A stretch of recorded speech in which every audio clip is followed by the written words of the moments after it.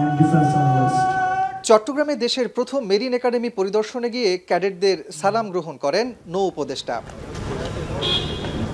পরে তিনি বলেন, চট্টগ্রাম মেরিন একাডেমি দক্ষ মেরিনার্স তৈরির পাশাপাশি রাজস্ব আয়ে গুরুত্বপূর্ণ ভূমিকা রাখছে।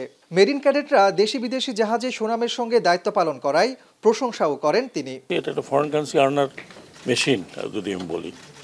এইখানে যেটা আমি এ পর্যন্ত শুনলাম দেখলাম কিছু অ্যানোমালি আছে রিক্রুটমেন্টের অন্যান্য বিষয়ে, সেগুলো আমরা বলেছি যে যেহেতু এগুলো অনেকদিন থেকে পুঞ্জীভূত হয়ে আসছে, তা আমাদেরকে দেখতে হবে, যেটা আমি মনে করি যে এইখানে স্ট্যান্ডার্ড মাস্ট বি মেনটেইনড, যাতে তার এই স্ট্যান্ডার্ড নিয়ে কোনো কথা না ওঠে।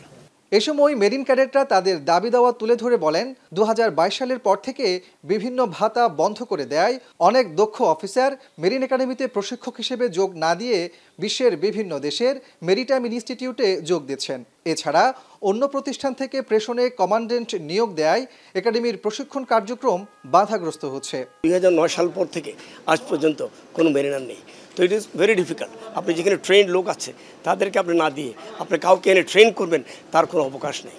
তা আমি মনে করি যে মেরিন একাডেমিগুলি বেসিক্যালি বস্তুত ক্যাডেট প্রডিউস করবে, কিন্তু সেই ক্যাডেটগুলিকে আপনি গ্লোবাল মার্কেটে থ্রো করার আগে আপনি নিজস্ব জাহাজে এদেরকে ট্রেন করে একটা সার্টিফিকেশন লেভেল পর্যন্ত নিয়ে আসবে।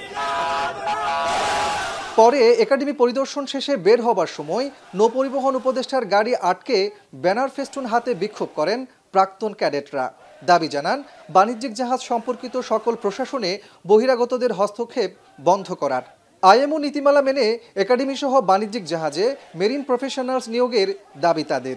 অন্য একটা সেক্টরের মানুষকে দিয়ে তো একটা মেরিনার সেক্টর চালাতে পারবেন না। তো আমাদের সেক্টর চালাতে হলে অবশ্যই আমাদের কোনো ক্যাপ্টেন লাগবে, চিফ ইঞ্জিনিয়ার লাগবে। আমাদের দাবি হচ্ছে যে আমাদের এই মেরিন সেক্টরটাকে আমরা শুধুমাত্র আমাদের মেরিন প্রফেশনালস দ্বারা পরিচালিত করতে চাই। এজন্য আমাদের যারা যোগ্য ক্যাপ্টেন, চিফ ইঞ্জিনিয়ার স্যাররা আছে, তারাই আমাদের প্রশিক্ষণ দিবে, আমাদেরকে গাইডলাইন দিবে।